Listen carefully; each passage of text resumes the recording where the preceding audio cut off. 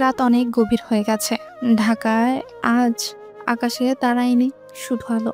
জানলার কাছে শহরের আলো প্রতিফলিত হয়ে প্রিয়ন্তীর চোখে এসে লাগে। সে বিছানার পাশেই দাঁড়িয়ে আছে, ফোনটা এখনো হাতে। তাসদিরের শেষ মেসেজটা সে কয়েকবার পড়েছে। ধন্যবাদ পাশে থাকার জন্য। এই ধন্যবাদ তাকে হালকা করেনি, বরং তাকে আরো ভারী করে তোলে। কারণ পাশে থাকা মানে সব দেখা, সব বোঝা, আর তবুও থাকা। সে ফোনটা নামিয়ে রাখে। আজকের দিনটা তাকে বুঝিয়ে দিয়েছে তাসদিরের জগৎটা কতটা কঠিন, কতটা ঠান্ডা, আর কতটা হিসেবি। সেখানে আবেগের জায়গা খুব কম, আর সেই জায়গাতেই সে ঢুকে পড়েছে নিজের ইচ্ছায়। অন্যদিকে তাসদির অফিসের চেয়ারে হেলান দিয়ে বসে আছে। কনফারেন্স রুমটা একদম ফাঁকা হয়ে গেছে অনেকক্ষণ। টেবিলে পড়ে আছে ফাইলগুলো, সাদা কাগজ, কালো লেখা। সবকিছু এত পরিষ্কার, অথচ বাস্তবতাটা এতটাই জটিল।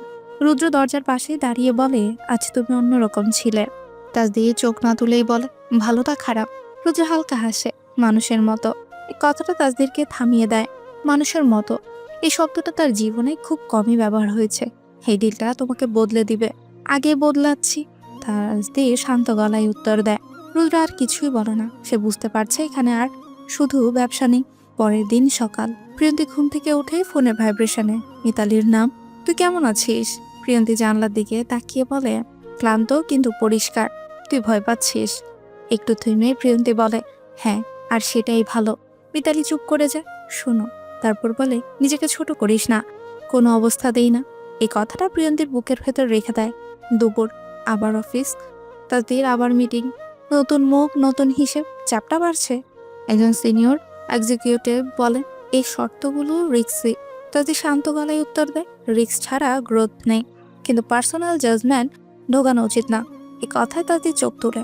পার্সোনাল জাজমেন্ট না থাকলে আমরা মানুষ থাকি না। ঘরের নীরবতা, এই তাসদিরকে তারা চিনত না। বিকেল, প্রিয়ন্তীর সিদ্ধান্ত। প্রিয়ন্তী একটা ক্যাফেতে বসে, ল্যাপটপ খোলা, কিন্তু সে কিছু লিখছে না, শুধু স্ক্রিনের দিকে তাকিয়ে আছে। এ কয়েকটা দিনে সে বুঝেছে তাসদিরের পাশে থাকা মানে শুধু সম্পর্ক না, এটা দায়িত্ব, এটা ঝুঁকি। সে ফোন বের করে একটা মেসেজ টাইপ করে, আমি কিছুদিন নিজের জায়গাটা গোছাতে চাই, দূরে না কিন্তু আলাদা। মেসেজটা পাঠানোর আগে সে থামে, তারপর আবার ডিলিট করে। সে আবার টাইপ করে, আমি পাশে থাকবো কিন্তু নিজের শর্তে। এই লাইনটা সে পাঠায়, ফোনটা উল্টো করে টেবিলে রাখে।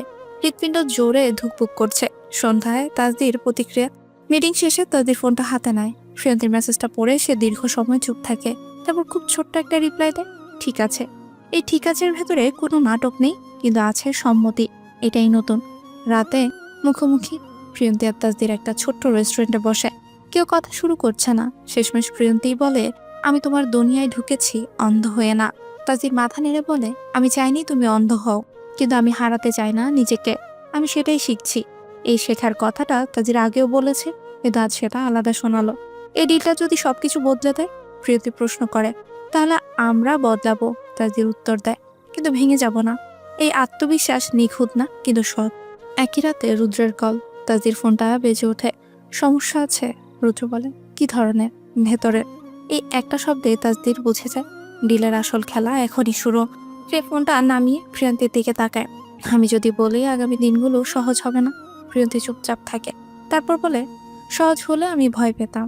এই উত্তরটা তাসদিরকে শক্ত করে। গভীর রাত, প্রিয়ন্তী একাই হাঁটছে। ঢাকার রাস্তায় রাতের শব্দ, রিক্সা, গাড়ি, মানুষের ছায়া। সে ভাবছে, এই সম্পর্কটা আর শুধু অনুভূতির না, এই সিদ্ধান্তর। আর সিদ্ধান্ত মানেই দেয়। সে জানে না সামনে ঠিক কি আসছে, কিন্তু সে জানে এবার সে পেছাবে না। শেষ দৃশ্য, তাদের অফিসের জানলা দিয়ে বাইরে তাকিয়ে আছে। শহর জেগে আছে। তার জীবনে প্রথমবার সে একা দাঁড়িয়ে নেই। এই একটাই পার্থক্য, এই একটাই ঝুঁকি, এই একটাই শক্তি। কিন্তু এই শক্তির জন্যই অনেক কিছু থামানোর সম্ভাবনা তৈরি হয়েছে। আর এই সম্ভাবনাই নীরবে অপেক্ষা করছে। রাত শেষের দিকে ঢাকা শহর অদ্ভুত রকম শান্ত হয়ে আসে। দিনভর যে শহর শব্দে ভরা থাকে, গভীর রাতে সে নিজের আসল মুখটা দেখায়। নিঃশব্দ, ক্লান্ত, কিন্তু এখনো জেগে। তাসদির অফিসের জানলার সামনেই দাঁড়িয়ে আছে। নিচে তাকালেই ছোট ছোট আলো দেখা দেয়, গাড়ি, স্ট্রিট লাইট, দেরিতে ফেরা মানুষের ছায়া। এই শহরের ভেতরেই তার সব যুদ্ধ। আর আজ সেই যুদ্ধ আর শুধু তার একার না। সকাল, ভাঙা ঘুম। প্রিয়ন্তীর ঘুম ভাঙে হঠাৎ। স্বপ্নটা পরিষ্কার মনে নেই, শুধু একটাই অস্বস্তি। বুকের ভেতর অকারণে চাপা একটা ভয়। সে উঠে বসে। ঘড়িতে সকাল 6টা। জানলার পর্দা সরিয়ে বাইরে তাকায়। সূর্য উঠছে, আলো ছড়াচ্ছে ধীরে ধীরে। সবকিছু স্বাভাবিক, কিন্তু তার ভেতরে কিচ্ছু ঠিক নেই। ফোনটা হাতে নেয়, কোনো মেসেজ, এই কিচ্ছু নেই। এটাতেই এখন বেশি ভারী লাগে। অফিস, অদ্ভুত বৈঠক। তাসদির অফিসে ঢুকতে বুঝে যায় আজকের দিনটা অন্যরকম। রিসেপশনের লোকটা চোখ তুলে তাকায় না। কনফারেন্স রুমের দরজাটা খোলা, ভেতরে কয়েকজন সিনিয়র বসে আছে। রুদ্র এক কোণে দাঁড়িয়ে। এত সকালে? তাসদির জিজ্ঞেস করে। রুদ্র নিচু গলায় বলে, সমস্যা বড়। সবাই বসে পড়লে একজন সিনিয়র ডিরেক্টর কথা শুরু করে। কাল রাতে বোর্ড থেকে প্রশ্ন এসেছে। কি নিয়ে? ডিলের কিছু ফাইন্যান্সিয়াল রুট। তাসদির শান্ত থাকে। সব লিগে হয়তো, কিন্তু কেউ সেটা প্রমাণ করতে চাচ্ছে না। এই কথাটা ঘরটাকে ঠান্ডা করে দেয়। রুদ্র বলে, ভেতর থেকে ইনফো লিক হয়েছে। এবার তাসদির চমকে ওঠে। ভেতর থেকে মানে নিজেদেরই কেউ? প্রিয়ন্তী নিজের জগৎ। প্রিয়ন্তী আজ অফিসে যায় না। সে হাঁটছে, কোনো নির্দিষ্ট গন্তব্য নেই, শুধুই হাঁটা। সে ভাবছে তাসদিরের জীবনে ঢোকার পর থেকে তার নিজের জীবনে কি বদলে গেছে। আগে সে প্রশ্ন করত, দ্বিধা করত, এখন সে সিদ্ধান্ত নেয়। এই পরিবর্তনটা তাকে ভয় দেখায়, আবার শক্তও করে। হঠাৎ ফোনটা বেজে ওঠে। তাসদির, ফোন কল। তুমি ব্যস্ত? তাসদিরের গলা ভারী। না, কি হয়েছে? একটু নীরবতা। আমাদের ডিলে সমস্যা এসেছে। প্রিয়ন্তী প্রশ্ন না করে বলে, ভেতর থেকে? এই একটা শব্দে তাসদির বুঝে যায় সে অনেক কিছু বুঝে গেছে। হ্যাঁ। তুমি নিরাপদ? এই প্রশ্নটা তাসদির আশা করেনি এখনো। প্রিয়ন্তী গভীর শ্বাস নেয়। আজ দেখা দরকার। হ্যাঁ। এই কথোপকথনের কোনো নাটক নেই, কিন্তু ঝড় আসছে, এই অনুভূতি স্পষ্ট। বিকেল, মুখোমুখি। তারা একটা পুরোনো ক্যাফেতে বসে আছে। এখানে কেউ তাসদিরকে চেনে না। এই অচেনা জায়গাটায় এখন সবচেয়ে নিরাপদ। প্রিয়ন্তী সরাসরি বলে, এই ডিলটা শুধু টাকা না, আমি জানি এটা ক্ষমতা। তাসদির মাথা নেড়ে বলে, আর ক্ষমতা মানেই শত্রু? প্রিয়ন্তী চোখ নামিয়ে বলে, আর শত্রু মানেই ভয়। তাসদির তার দিকে তাকায়। তুমি ভয় পাচ্ছ? প্রিয়ন্তী প্রথমবার একটু থামে। আমি ভয় পাচ্ছি নিজেকে হারানোর। এই কথাটা তাসদিরের বুকের ভেতর গিয়ে লাগে। আমি সেটা হতে দেব না, সে বল।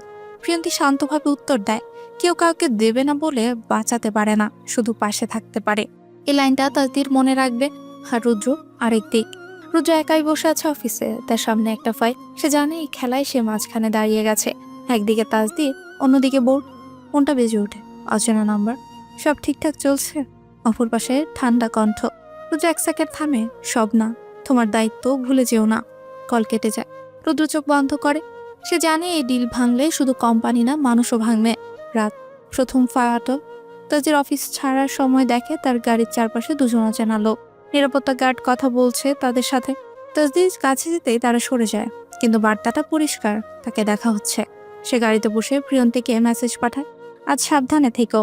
প্রিয়ন্তী রিপ্লাই আসার সঙ্গে সঙ্গে, সবসময় থাকি। এই ছোট্ট কথোপকথনই দুজনের বোঝাপড়া স্পষ্ট। প্রিয়ন্তীর রাত। প্রিয়ন্তী এই ঘরে ঢুকে দরজা বন্ধ করে দেয়। আয়নার সামনে দাঁড়ায়। সে নিজের চোখের দিকে তাকায়। এই চোখ আগের মতো নেই। এখানে এখন ভয় আছে, কিন্তু পালানোর ইচ্ছে নেই। সে জানে এই সম্পর্কটা এখন আর নিরাপদ জায়গায় না, এটা যুদ্ধক্ষেত্র। আর সেইখানেই দাঁড়িয়ে আছে। শেষ দৃশ্য, তাসদির আবার অফিসের জানলার সামনে। এবার শহরটা আলাদা লাগে। সে বুঝতে পারছে ডিলের আসল খেলা এখন শুরু। ভেতরের মানুষ, বাইরের শত্রু, সব একসাথেই নড়ছে। আর এতে সবচেয়ে বড় ঝুঁকি ভালোবাসা। কারণ ভালোবাসা থাকলে হারানোর কিছু থাকে, আর হারানোর কিছু থাকলেই শত্রু সুযোগ নেয়। তাসদির ধীরে বলে, আমি প্রস্তুত। কিন্তু সে জানে না সবাই প্রস্তুত নয়। আর ঠিক সেখান থেকেই ভাঙন শুরু হয়। ভোরের আলো ঢাকার আকাশে উঠলেও শহর ঘুম থেকে পুরোপুরি জাগে না। রাতের ঘটনাগুলো দিনের আলোয় আরো স্পষ্ট হয়ে ওঠে। যা অন্ধকারে শুধু আশঙ্কা ছিল, সকালে তা বাস্তব হয়ে দাঁড়ায়। তাসদির ঘুমায়নি। অফিসের সোফায় বসে রাত কেটে গেছে তার। চোখে ক্লান্তি, কিন্তু মাথার ভেতর আরো বেশি শব্দ। বারবার সে কথাটাই ঘুরছে, ভেতরের কেউ। এই শব্দটা সবচেয়ে বিপজ্জনক। সকাল, বোর্ডের চাপ। সকাল 8টায় মধ্যে বোর্ড মিটিং ডাকা হয়। কনফারেন্স রুমের বাতাস ভারী। কেউ হাসছে না, কেউ স্বাভাবিক থাকার ভানও করছে না। বোর্ডের একজন সিনিয়র সরাসরি বলে, আমরা প্রেশার ফিল করছি। তাসদির শান্ত থাকে। প্রেশার নতুন না, কিন্তু এবার সোর্সটা আমাদের নিজের ঘর। এই কথায় কয়েকজন চোখ নামিয়ে নেয়। রুদ্র চুপচাপ বসে আছে, মুখে কোনো ভাব নেই, কিন্তু ভেতরে ঝড়। আমরা তদন্ত চাই। আরেকজন বলে, ইমিডিয়েট। তাসদির মাথা নেড়ে বলে, ঠিক আছে। এই ঠিক আছে মানে কেউই নিরাপদ না। প্রিয়ন্তী, অদ্ভুত সকাল। প্রিয়ন্তী আজ ঘর থেকে বেরোয়নি। তার ফোনে একের পর এক নোটিফিকেশন আসছে।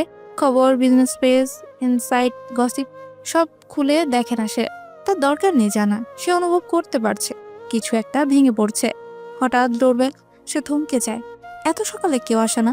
দরজা খুলেই দেখে মিতালি। তুই ঠিক আছিস? প্রিয়ন্তী এক মুহূর্ত সব বুঝে যায়। খবর বেরিয়েছে তাই না? মিতালি মাথা নেড়ে বলে, পুরোটা না, কিন্তু নামটা ঘুরছে। কার? তাসদিরের। এই নামটা বাতাস ভারী করে দেয়। অফিস প্রথম তদন্ত। তাসদির, সিকিউরিটি টিম ডাকা, data log, call history, mail সব খোলা হচ্ছে। একজন টেক অফিসার বলে, লিকটা প্ল্যান্ডেড। কে? এখনো বলা যাবে না, কিন্তু কেউ খুব কাছের। এই কাছের শব্দটাই কেটে যায় তাসদিরের ভেতরে। তার জীবনে কাছের মানুষ কম, আর সেই কম মানুষের একজনও যদি সে ভাবনা শেষ করে না।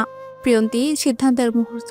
মিতালি চলে গেলে প্রিয়ন্তী একাই বসে থাকে। সে জানে এই মুহূর্তে সবচেয়ে সহজ কাজ হলো দূরে থাকা, কিন্তু সে সহজে বেঁচে নেয়নি। সে ফোন তুলে তাসদিরকে কল দেয়। কল ধরতে একটু সময় লাগে। আমি আসছি। এখন? হ্যাঁ। তাদের 1 সেকেন্ড চুপ থাকে। এটা ভালো আইডিয়া না। এ কারণেই আসছি। এই জবাবে আর কিছু বলার থাকে না। মুখোমুখি অফিসে। প্রিয়ন্তী অফিসে ঢুকতেই অনেকের চোখ তার দিকে ঘুরে যায়। এই প্রথম সে বুঝতে পারে ক্ষমতার ছায়া কারো উপরেই কিভাবে পড়ে। তাদের তার দিকে এগিয়ে আসে। তুমি কেন এলে? প্রিয়ন্তী তাকায়, কারণ সবাই তোমার দিকে আঙ্গুল তুলছে। তুমি এখানে থাকলে আরো কথা হবে, আমাকে নিয়ে না, তোমাকে নিয়ে। এই আত্মবিশ্বাস তাদেরকে থামায়। সন্দেহ? রুদ্র দূর থেকে সব দেখছে। প্রিয়ন্তীর উপস্থিতি তার অস্বস্তি বাড়ায়। সে তাদেরকে আলাদা করে বলে, এটা ঠিক হচ্ছে না। কোনটা? তুমি আবেগ ঢুকাচ্ছ। তাদের ঠান্ডা মাথায় বলে, আমি মানুষ ঢুকাচ্ছি। এই উত্তর রুদ্র আশা করেনি। দুপুর প্রথম ফাঁস টেক টিম রিপোর্ট দেয়। একটা মেইল, একটা ফরওয়ার্ড, একটা টেম্পোস্টাইল। নাম এখনো বলা হয়নি, কিন্তু সবাই জানে ঘরের ভেতর থেকে আগুন লেগেছে। বোর্ডের একজন বলে, কারো মাথা যাবে। তাসদির ধীরে বলে, প্রমাণ ছাড়া না। এ কথা শুনে কেউ কেউ বিরক্ত হয়। প্রিয়ন্তী ভেতরের লড়াই। প্রিয়ন্তী কাচের দেয়ালের পাশেই দাঁড়িয়ে। অফিসের লোকজন ফিসফিস করছে। সে প্রথমবার বুঝতে পারে ভালোবাসা কখনো বোঝা হয়ে দাঁড়ায়, কিন্তু সে সরে যায় না। তার ফোনে একটা অচেনা মেসেজ আসে, তুমি জানো না তুমি কিসের মধ্যে ঢুকেছ। প্রিয়ন্তীর হাত শক্ত হয়ে যায়। সে রিপ্লাই দেয় না, কিন্তু ভয়ও পায় না। সন্ধ্যা, বিস্ফোরণ। বোর্ড থেকে সিদ্ধান্ত আসে তাদের আপাতত সাসপেন্ডেড। ঘরে শোরগোল পড়ে যায়। প্রিয়ন্তী চমকে ওঠে। তাদের মুখ শক্ত রাখে। তদন্ত শেষ না হওয়া পর্যন্ত বোর্ড বলে। তাজি শুধু মাথা নেড়ে বলে, ঠিক আছে। এই ঠিক আছে মানে সে লড়াই ছেড়ে দেয়নি। বাইরে দুজন। অফিস থেকে বেরিয়ে তারা একসাথে দাঁড়ায়। প্রিয়ন্তী বলে, তুমি ভেঙে পড়ছো। তাজি মাথা নাড়ে। আমি রাগান্বিত। এই রাগ ভয়ঙ্কর। আমি পাশে আছি। তাজি তাকায়। এটা বিপজ্জনক। প্রিয়ন্তী শান্ত গলায় বলে, আমি জানি। শেষ দৃশ্য, রুদ্র একাই অফিসে বসে আছে। তার ফোনটা বেজে ওঠে। আচ্ছা, তার কণ্ঠ। কাজ এগোচ্ছে? রুদ্র চোখ বন্ধ করেই বলে, সব পরিকল্পনা মতো না। ঠিক করে নাও। কল কেটে যায়। রুদ্র জানে এই খেলায় আর মাঝামাঝি থাকা যাবে না। তাসদি জানে তার সবচেয়ে কাছের বৃত্তটাই এখন সবচেয়ে বিপজ্জনক। আর প্রিয়ন্তী, সে বুঝে গেছে এই গল্পে ভালোবাসা আর বিশ্বাস সবচেয়ে বড় ঝুঁকি। আর ঝুঁকি নিলেই কারো না কারো মুখোশ খুলবেই। তো এই পার্টটি এখানেই শেষ হয়ে গেল। পরের পার্টের লিঙ্ক কমেন্ট বক্সে দেওয়া আছে। সবাই কমেন্টে দেওয়া লিঙ্কে ক্লিক করে দেখেন এবং চ্যানেলটি সাবস্ক্রাইব করে দিবেন। ধন্যবাদ সবাইকে। সবাই ভালো থাকবেন।